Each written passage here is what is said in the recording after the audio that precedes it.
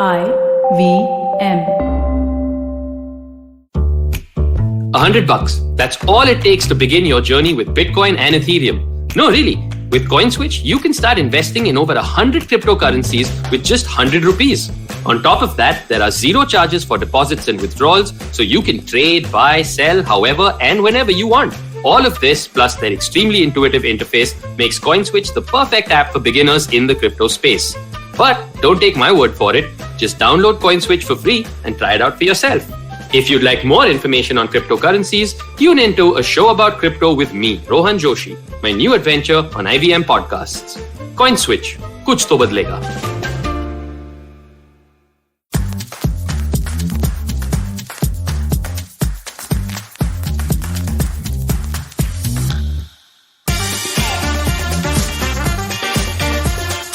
The law of attraction. Magical words, aren't they? And yes, we all believe that it is pure magic. I mean, imagine there's a way that I can think of something and it will become my reality. Wow, so easy, so simple. Hai na? And yet, so many of us are sitting there struggling. And when I say struggling, I mean really struggling to make one law of attraction actually work for them. I'm an alternative healing practitioner. I'm also a positive action coach. And I cannot tell you how many clients I have who only want to figure out how to manifest. How does the law of attraction work? But is it real? Is it true? Can it work for me? Will it magically make that man of my dreams appear? Will it magically make me the CEO of a company? Really? My dreams can come true? These are the questions that are thrown at me at regular intervals. I mean, it's never ending. It never stops. Hi, I'm Chetna, and you're tuned into Say No to Drama. Well, today, I'm peeling off all the drama that we create around spirituality, around the law of attraction. So the law of attraction became very, very popular in our world or in our times because of a book called The Secret and a book called The Law of Attraction. Yes, some of you may have read this. Now, based on the core concept of these two books, many other books have come out. And like all our religious texts, which essentially are saying the same thing in different languages, these books are also saying the same thing. What you give your attention to is what you will manifest. Hence, positive thoughts will lead to positive outcomes. Negative thinking will lead to negative outcomes. But that's not why you guys want to learn the law of attraction or make it happen for you, right? I mean, everybody who's asking about the law of attraction and about manifesting is just looking for an easy way out. Okay, I'll sit there, I'll think about it, and I mean, like, bas ho jaye mere liye. Essentially, that's what you want, na? That it should just happen for you without you having to struggle so much.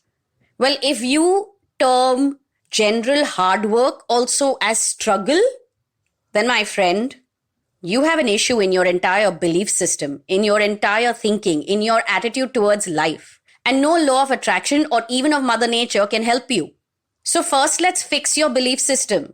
We all know of this one law of attraction, which says that if I truly focus on my desire, I visualize it, I can manifest it. Well, this law has many other laws attached to it as well. There is also the law of right action. And similarly, there is something called the law of paradoxical intent. Who would have thought? I mean, you think that you can sit there, close your eyes and visualize something and magically, without you moving a finger, it's going to happen, is it? If that is what living was supposed to be all about, then all of us would be living very different lives. So let's first understand one basic, simple truth. Living a full life requires you to work hard and work hard consistently. It also allows you to dream big or small. Every desire of yours will not come true. You will not manifest every desire of yours. Yes? I've said it in two different ways. I hope you understand that. And I hope that I have forever burst that bubble of yours. It's not to say that you can't accomplish everything that you want, but that's where the problem is. You don't really want every desire of yours. That person who's looking for the one and to get married. Why? Not because you really want it, but because your family has been nagging you for it. And in your head, you're saying, If I have to get married, I mean, it looks like I have no choice because this family ain't letting up, then let it be some magical person that the heavens above have chosen for me. I mean, you need to first understand what you want and why do you want it. If you want the law of attraction to work for you, that's the starting point. Also, let me tell you this. If you think that you will write a desire down, stand in front of the mirror and do some affirmations every day, that you will manifest your desire, well, the answer to it is yes and no. Some people will. But those people subconsciously and within their reality have done a lot more than just chant an affirmation without even realizing it. Whereas those who will not manifest, they won't do so because they have all their fears and a bunch of other obstacles that they still have to overcome, and they are not willing to overcome it. You remember the other two laws that I mentioned just now? The law of right action was one of them. The law of attraction does not work in some mystical way. It is attached to your behavior, to your choices, to your mindset, to your actions. So for anybody who's tuned into this episode, who's been trying to manifest and been wanting to make the law of attraction work for them, why don't you get up and start working for your own dreams first? Because the law of attraction does not work for people who are lazy. It does not work for people who are trapped in their state of procrastination. It does not work for people who are not willing to face their fears and overcome it. And there is another long list of people that it will not work for. But these are just at the top of the list. Okay? The law of attraction, that energy, that frequency, has better things to do than go around granting wishes like the genie from Aladdin. And the law of attraction, the ability to manifest, having magical energies around you that support you. And yes, I truly believe that they are there because I have experienced them. All of this, they're all tools to support you, to help you. They're not supposed to do your work for you. So you see, you sitting there wanting the law of attraction to work for you because that's an easy way out is you creating an obstacle in your own ability or in your own path to manifesting your desire. There, right there is your biggest mistake and your biggest block. Let me close this episode with a couple of examples. Examples of how and why the law of attraction is not working for you. So imagine that there is somebody out there who wants to become an author, a best-selling, famous, very, very rich author, where his books are turned into movies. Well, he's sitting there praying, doing everything to manifest, going to various healers and gurus who tell him to do all kinds of things, including repeating affirmations, and he's yet not able to manifest. And then when he comes to a coach, a life coach, or goes to a therapist, or even talks to his family, the response he gets is, but have you written something?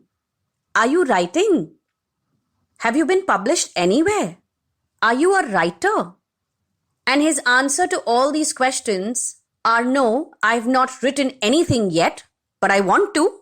I don't write regularly at all. And no, my profession has nothing to do with writing. But that's okay. A lot of people from different fields may become authors. Why not? However, to be an author, you have to write. I mean, the law of attraction is not sending you a publisher to publish a book that doesn't exist. Shouldn't this just be common sense? I'll give you another example, and this one is stuff that I have faced. These are conversations that I have had. When I have girls in their 30s who come to me for sessions, who've said that they want to get married, but they don't want to go the arranged marriage route. Sure, fair enough. We all have our reasons to reject that system, right? And they don't want to put themselves on a dating app. Okay. And their friends obviously cannot find them anybody. Fine. They don't have much of a social life. They're too busy with their family and their 5 friends. And they don't want to get in touch with Seema Auntie. Now, what is it that they're expecting? That they will stand in front of the mirror and chant that I'm meeting the one and he is going to present himself at their door? Well, honestly, right now, the only options that you have are your watchman, the Amazon courier guy, and I don't know, Swiggy? So for anybody who's tuned into this episode, who has been harping about the law of attraction and wanting to manifest, guys, it's not a simplistic linear process. There are many layers attached to it. And if you want to manifest your dreams and your desires, you need to sign up with a life coach. And if you want to manifest your life, and if you want to manifest your dreams, sure, you can do it, but maybe you need a lot more help than just chanting an affirmation or just visualizing. It might be a good idea to invest in a life coach, a therapist, and even a healer to work through the obstacles that you have created and placed in your own path. Well, on that note, I'm going to head out of here. But if you would like to do sessions with me, you can DM me. I will give you the details. Well, the details are on my website, chetnachakravarti.com. But you can still DM me on Instagram. My handle is Positivity Angel. And all previous episodes of Say No to Drama, as well as Positively Unlimited podcast, are on the IVM Podcast app and website. And you can connect with us on Instagram and Twitter. Our handle is IVM Podcast.